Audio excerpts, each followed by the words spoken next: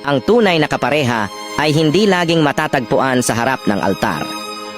Madaling magmahal at mangakong mananatili, pero habang dumadaan ang panahon, mapapaisip ka, totoo bang magkasama kami sa lahat? Sa hirap, sa ginhawa, sa tagumpay at sa pagkabigo? Ang tunay na kapareha ay hindi lang basta kasama sa pangalan. Siya ang kaibigan na nariyan sa tuwa at lungkot, ang kaagapay sa bawat laban, ang sumusuporta sa mga pangarap mo kahit gaano pa ito kalaki o kahirap abutin. Pwedeng maraming pumili ng asawa, pero hindi lahat ay nakakahanap ng taong nakakaintindi sa kanilang puso, ng taong mamahalin ka sa kabila ng iyong kahinaan at yayakapin ka sa lahat ng iyong kakulangan. Ang totoong relasyon ay itinayo sa pundasyon ng respeto, hindi lamang sa mga magagandang araw, kundi lalo na sa mga panahong mahirap intindihin ang isa't isa.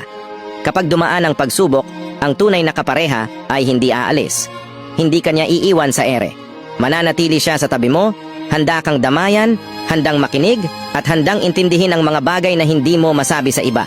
Siya ang taong hindi takot ipakita ang tunay niyang nararamdaman. Ang taong mananatili kahit hindi na madali, ang taong pipiliin ka araw-araw kahit maraming dahilan para sumuko. Kaya't hindi sapat na humanap ng asawang maaasahan lamang, hanapin ang kaparehang magpapalakas sa iyo, ang magdadala sa iyo sa mas malalim na pagmamahal, at magiging sandigan mo sa lahat ng laban ng buhay. Dahil ang buhay ay nagiging mas magaan, mas makahulugan, kapag may kasama kang hindi lang basta mahal ka, kundi handang ipaglaban ka sa bawat hakbang ng paglalakbay mo. At tandaan, ang tunay na kapareha ay hindi laging matatagpuan sa harap ng altar, kundi sa isang taong handang samahan ka, hindi lang sa simula, kundi hanggang dulo ng inyong kwento.